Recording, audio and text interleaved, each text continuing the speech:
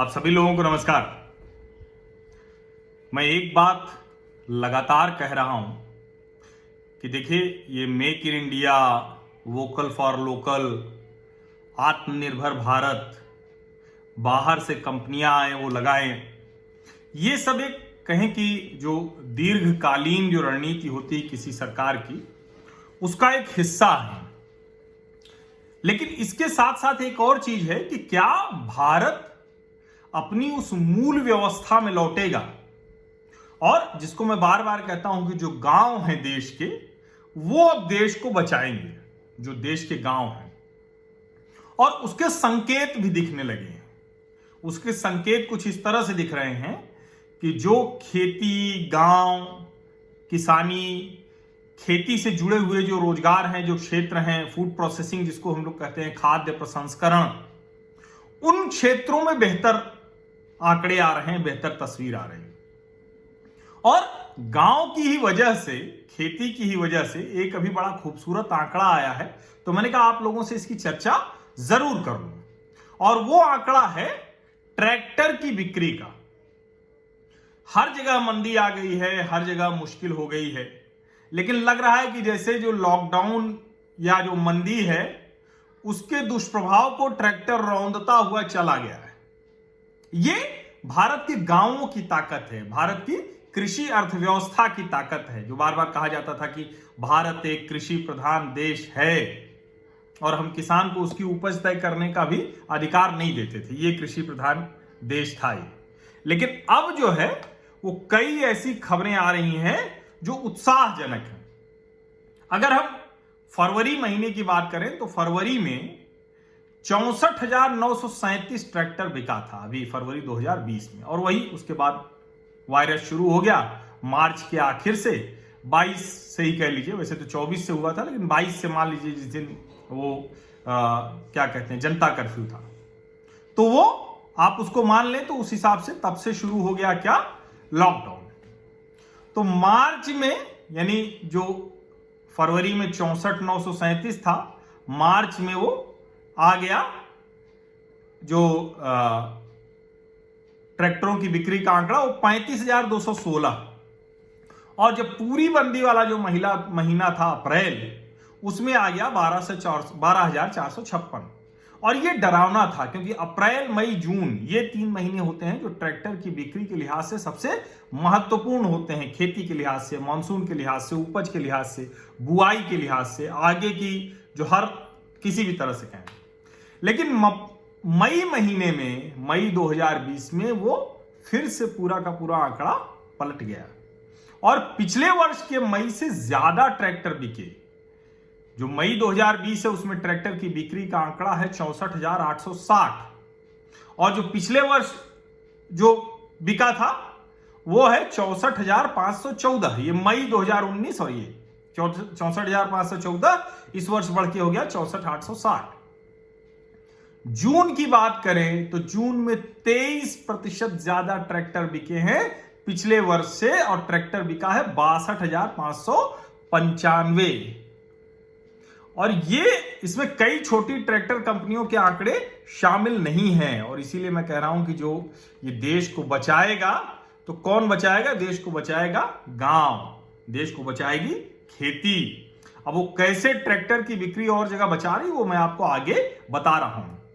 अभी जो महिंद्रा के फार्म इक्विपमेंट सेक्टर के प्रमुख हैं, हेमंत सिक्का, उनका मैं अखबारों में बयान पढ़ रहा था, तो वो कह रहे हैं कि हमारी चिंता ट्रैक्टर बेचना तो रही नहीं है, क्योंकि वो तो बिक ही रहा है। पुर्जे मिल जाएं, मजदूर मिल जाएं, पुर्जे बने, मजदूर मिल जाएं, ये बड़ी चिंता है। और मुझे लगता है कि सरकारों को सोचना चाहिए, क्योंकि जिस तरह से, जैसे यूपी में है, कई जगह ये जो वीकली लॉकडाउन कर दिया है, कारोबारियों को आप क्यों परेशान कर रहे हो भाई? दुकानें बंद हो जा रही हैं, काम नहीं है उनके पास। मैं एक सामान्य सी बात बताता हूं कि आप अगर सैटरडे संडे को, ठीक है अब तो सैटरडे संडे अलग से नहीं समझ में आता, लेकिन एक दिन आप परिवार के साथ निकल के कुछ भी आप सोच रहे हैं, तो आप देखने की स्थिति में नहीं। अब आप कहेंगे कि आप निकले क्यों, लेकिन अपने आसपास भी निकले। जैसे हमारे सोसाइटी के इर्द गिर्द वो जो आइसक्रीम वाले थे, वो अब लगाना उन्होंने इधर शुरू कर दिया, लोग खाने भी लगे थे। अब सैटरडे संडे वो गायब हो गया, मुझे लगता है कि ये इस तरह की, मैं छोटा सा उदाहरण भर दे रहा हूं, ऐसे ढेर सारी चीजें, और मुझे लगता है कि लॉकडाउन किसी भी समस्या का समाधान अब नहीं है, क्योंकि जिस तरह से आंकड़े बढ़ रहे हैं उसमें कई बार ये कहा जा सकता है।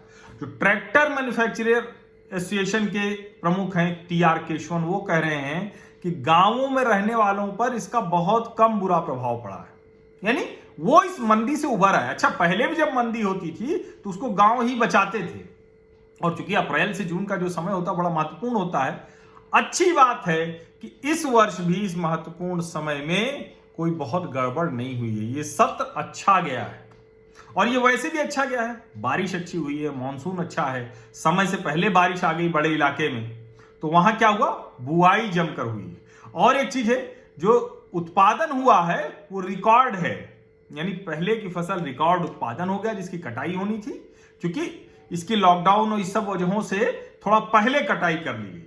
तो 295 मिलियन दशमलव 67, इतना ज्यादा रिकॉर्ड उत्पादन हो गया है अनाज का। और जो बुआई हुई है 12 जुलाई तक का जो आंकड़ा है वो ये बता रहा है कि 5 करोड़ 85 लाख हेक्टेयर क्षेत्र, जबकि इसी समय तक की अगर बात करें पिछले वर्ष की तो 4 करोड़ 2 लाख हेक्टेयर में ही सिर्फ बुआई हुई थी। तो आप सोचिए कि बहुत सी चीजें कैसे ठीक हो रही है। और जब मैं कहता हूं कि ये गांव शहर को चला रहा है, उद्योग को चला रहा है, यही मांग भी पैदा करेगा, ये भी मैं आपको बता दूं। उद्योगों में जो मांग पैदा करेगा वो यही गांव करेगा, उसके बाद फिर शहरों में रोजगार आएगा, फिर सब साथ में चलेंगे, ये धीरे धीरे शुरू होगा। साफ दिख रहा है कि ट्रैक्टर के साथ एक और आंकड़ा बिक्री का सुधरा है, तो वो है मोटरसाइकिल का, दुपहिया। और दुपहिया की जो बिक्री का आंकड़ा है, जो एकदम लॉकडाउन के समय में एकदम नीचे चला गया था, इक्का दुक्का बिक रही थी, तो 60 से 80% रिकवरी हो गई। यानी लॉकडाउन के पहले 100 मोटरसाइकिल, स्कूटर, स्कूटी बिकती थी, तो अब 60 से 80 बिक रही है। ये बहुत बड़ा आंकड़ा है, जिसे हीरो मोटर्स कह रहा है कि बहुत तेजी में सुधार हो रहा है। और उसके मई और जून की बिक्री का आंकड़ा सुन लीजिए तो आपको लगेगा कि अर्थव्यवस्था वापस आ गया। हालांकि भी बहुत सी चीजें हैं जो ठीक होनी है, इसका मतलब मैं ये नहीं कह रहा हूं सब सुधर गया है, लेकिन मैं आपको सिर्फ पॉजिटिव सिम्टम्स बता रहा हूं, और कहां से वो पॉजिटिव है वो बता रहा हूं। देखिए, हीरो मोटोकॉर्प ने मई महीने में 1,12,682 दुपहिया बेचा, और जून में 4,50,744। ये फर्क है, इतनी तेजी से रिकवरी आ रही है। और जो गांव से जुड़े उद्योग हैं, खेती से जुड़े उद्योग हैं, उनमें मंदी ना के बराबर है। इसीलिए अब दूसरे उद्योगों को उनसे काम मिलेगा, कई तरह का काम मिलेगा, पैकेजिंग का काम मिलेगा, इंडस्ट्री के दूसरे जो है उनको काम मिलेगा। और अभी जो सरकार ने एक मेगा फूड पार्क जो स्कीम शुरू की, जिसमें 50 करोड़ की सरकार फाइनेंशियल असिस्टेंस भी देती है, यानी जो आर्थिक सहायता देती है। अभी एक नया कहां खुला है, वहां मिजोरम में जोराम मेगा फूड पार्क, जो जोराम मेगा फूड पार्क है वो शुरू हो रहा है। और जो मंत्री जी हैं हरसिमरत कौर बादल, उन्होंने कहा कि 5,000 करोड़ लोगों को, 5,000 करोड़ बोला, 5,000 लोगों को सीधे और 25,000 किसानों को डायरेक्ट इनडायरेक्ट, जो सेंट्रल प्रोसेसिंग, प्राइमरी प्रोसेसिंग, अलग अलग जो सेंटर्स होंगे उन सब में रोजगार मिलेगा। देश भर में 19 मेगा फूड पार्क शुरू हो चुके हैं, 18 पर काम चल रहा है। यानी 18 मेगा फूड पार्क ऐसे हैं जिनको आगे तैयार किया जाएगा, और उनको वहां पर भी उद्योग आएंगे, अपना पैकेजिंग करेंगे। अब ये सब जो खबरें हैं इसको सब एक साथ जोड़ के देखिए। अभी दूसरे जो उद्योग हैं उसमें जो रिकवरी है, जो सुधार का आंकड़ा है, जो तेजी होनी चाहिए, वो नहीं दिख रही है। और जो ये है जिसमें हम कह रहे हैं कि उपज है, बुआई है, ट्रैक्टर है, मोटरसाइकिल। अच्छा, एक और बड़ा रोचक आंकड़ा है, कह रहे हैं कि चूंकि उत्तर प्रदेश, राजस्थान, मध्य प्रदेश, बिहार, इन सब जगहों पर ये शादियों का भी सीजन है, तो इस वजह से भी बाइक थोड़ा सा बिकी है। तो ठीक है, दहेज प्रथा एकदम ईश्वर करे जल्दी से जल्दी पूरी तरह से खत्म हो जाए, लेकिन एक दूसरे को उपहार और कुछ देना ये परंपरा में है, और उसकी वजह से भी अर्थव्यवस्था चलती है। ये भी एक जानने समझने की जरूरत है। इसका मतलब ये नहीं कि मैं दहेज प्रथा का समर्थक हो गया, लेकिन कोई अगर जिसको कहते हैं ना कि अगर आप लड़के लड़की को बराबर की बात कर रहे हैं, और लड़की को जमीन में हिस्सेदारी देने के बजाय, संपत्ति में हिस्सेदारी देने के बजाय आप दूसरी तरह से उसको तोहफा देकर वो कर रहे हैं, तो वो सब ये दिखता है। ये बहुत दूसरे तरह की सोच है कि यहीं न रहे, जिससे विवाद न पैदा हो। मतलब बहुत अलग अलग तरीके के हैं। ये अलग एक समाज का पहलू है, इस पर फिर कभी बात करेंगे। लेकिन कुल मिलाकर ये है कि वायरस के इस प्रकोप के दौर में, चाइनीज वायरस के प्रकोप के दौर में भारत के गांव, भारत के खेत, भारत की जो पूरी की पूरी ग्रामीण अर्थव्यवस्था वो मजबूती से खड़ी है। उनके ऊपर दुष्प्रभाव ना के बराबर है और अब वो शहरों को भी जीवन दे रहे हैं, शहरों को भी बचा रहे हैं। यही अर्थव्यवस्था का चक्र ठीक करेंगे, ये आप समझ लीजिए।